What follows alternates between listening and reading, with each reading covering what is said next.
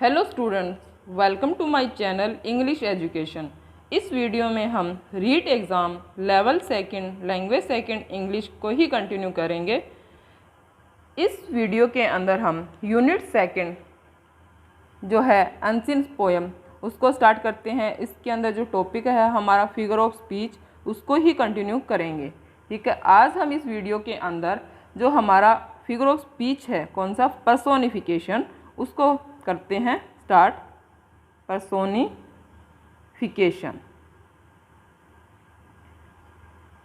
अब पर्सोनिफिकेशन का अगर हिंदी में मीन समझे तो वो क्या रहेगा हमारा, इसको कहते हैं मानवीकरण।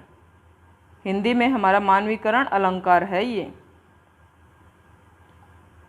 ओके, तो आगे चलते हैं इसकी डेफिनेशन की तरफ कि इसकी डेफिनेशन क्या रहेगी पर्सोनिफिकेशन की। तो डेफिनेशन देखते हैं हम, इसकी परिभाषा क्या है। तो डेफिनेशन की अगर हम बात करें तो ए personification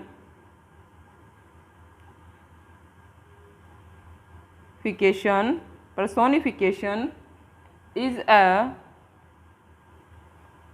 figure of speech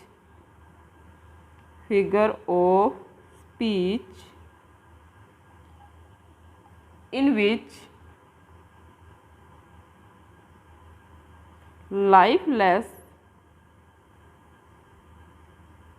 objects or abstract ideas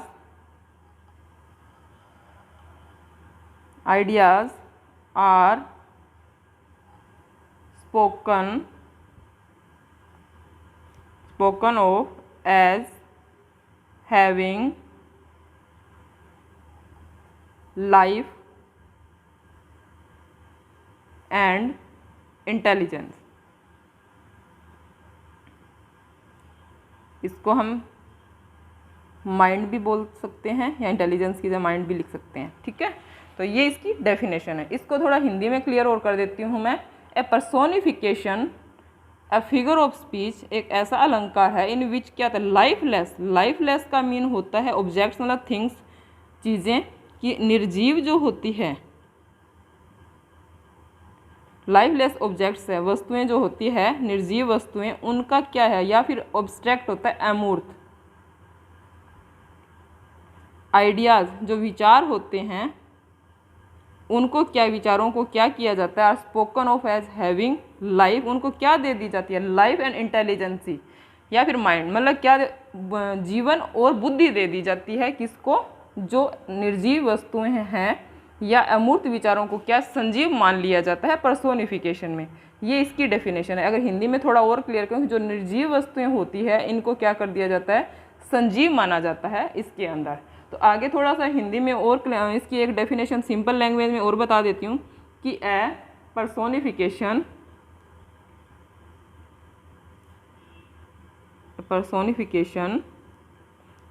इसकी डेफिनेशन ही चल रही है, अब कंटिन्यू कर रहे हैं हम डेफिनेशन को ही। ये थोड़ा लिटरेचर की लैंग्वेज है, ये थोड़ी सिंपल लैंग्वेज है, हम इसको समझ लेते हैं कि क्या है personification. Personification is giving human qualities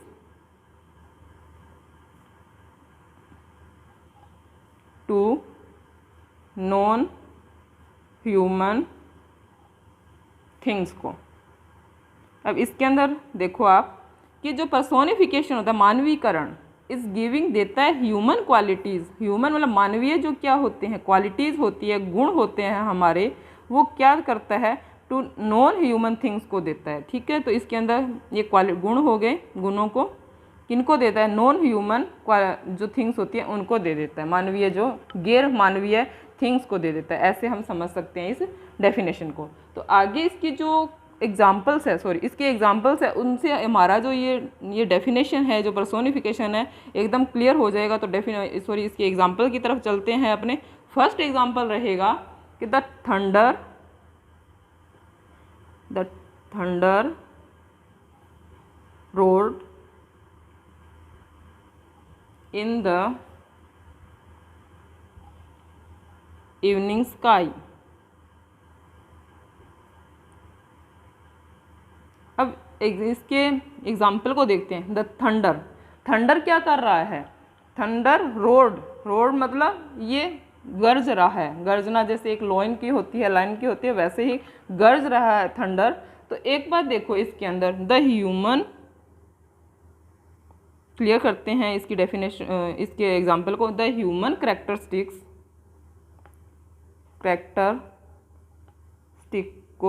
characteristic of roaring. अब कैरेक्टरिस्टिक कौन सी दी गई है इसके अंदर? ह्यूमन बीइंग की रोर दी गई है। तो ये roaring, the human characteristic of roaring is given to the thunder. ये थोड़ा सा मैंने इसलिए क्लियर किया कि आपको थोड़ा परमानेंटली याद रह जाए ये चीज़, ठीक है, रिमेंबर रह जाए, याद रह जाए ये चीज़, ठीक है। तो फॉरगेट ना करें आप इसको। तो the human characteristic of roaring is given to the thunder. तो यहाँ पे जो ह्यूमन क्वालिटी अगर बात करें तो कौन सी है? यहाँ पे रोरिंग है। तो इसको के साथ इसका कहा गया है, और थंडर का ये पर्सोनिफाइड किया गया है इसको, ठीक है। तो आगे नेक्स्ट इसकी जो ये एग्जाम्पल है उसकी तरफ चलते हैं, थोड़ा और क्लियर हो जाएगा हमें। The leaves danced across the lawn. अब इसके अंदर क्या है? लीव्स क्या कर रही है? डांस कर रही है ह्यूमन बीइंग की तरह, ठीक है। तो यहाँ पे डांस एक कैरेक्टरिस्टिक, ह्यूमन कैरेक्टरिस्टिक्स है, जो उसका कंपैरिजन कह सकते हैं या पर्सोनिफाइड किया गया, किसके साथ किया गया? गिवन दिया गया है लीव्स के साथ, ठीक है। लीव्स वर्ड को पर्सोनिफाई किया गया इसके अंदर। और क्वालिटी, ह्यूमन क्वालिटी कौन सी है? यहाँ पे डांस है, ठीक है। तो आगे चलते हैं, नेक्स्ट एग्जाम्पल की तरफ हम चलेंगे। नेक्स्ट एग्जाम्पल है थंडर क्लैप। तो यहाँ पे ह्यूमन क्वालिटीज कौन सी है? क्लैप्ड है, और इसका किसके साथ पर्सोनिफाई किया गया है? थंडर के साथ।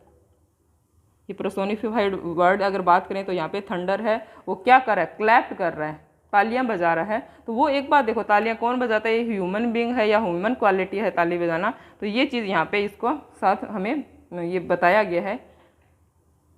नेक्स्ट एग्जाम्पल लेते हैं हम कि love is blind.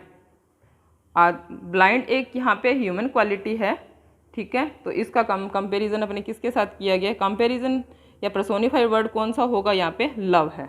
Love is blind, प्यार अंधा होता है, ठीक है। तो आगे नेक्स्ट चलते हैं। नेक्स्ट है अपॉर्चुनिटी। Opportunity knock. यहाँ पे अपॉर्चुनिटी क्या कर रही है? सॉरी, यहाँ पे सी आएगा। Knocks at the door but once. यहाँ पे अपॉर्चुनिटी है ना, क्या कर रही है? अपॉर्चुनिटी को पर्सोनिफाई किया गया है, ठीक है। ये पर्सोनिफिकेशन इसके अंदर मानवीकरण अगर वर्ड की बात करें तो अपॉर्चुनिटी है। नोक क्या है? नोक करना, ये एक ह्यूमन क्वालिटी दिखाई गई है इस सेंटेंस के अंदर। तो ये कुछ एग्जांपल्स हैं पर्सोनिफिकेशन के। यहाँ पे हमने स्टार्टिंग में इसकी डेफिनेशन क्लियर की है, एक लिटरेचर से रिलेटेड एक सिंपल लैंग्वेज में हमारी ये डेफिनेशन क्लियर हो चुकी है। आगे हमने इसके एग्जाम्पल किए हैं। तो अब हम जैसे फर्स्ट एग्जाम्पल में हमने किया, जैसे थंडर है, लीव्स है, सेकंड एग्जांपल में, थर्ड में फिर थंडर है, फिर फोर्थ में लव और अपॉर्चुनिटी। ये पर्सोनिफाइड वर्ड है इसके अंदर, इनको पर्सोनिफाई किया गया है इन एग्जांपल्स में, ठीक है। तो आई होप आपको इस वीडियो से काफ़ी मदद मिली होगी पर्सोनिफिकेशन को, इस फिगर ऑफ स्पीच को क्लियर करने में। तो thank you for watching my channel English education. Thank you very much.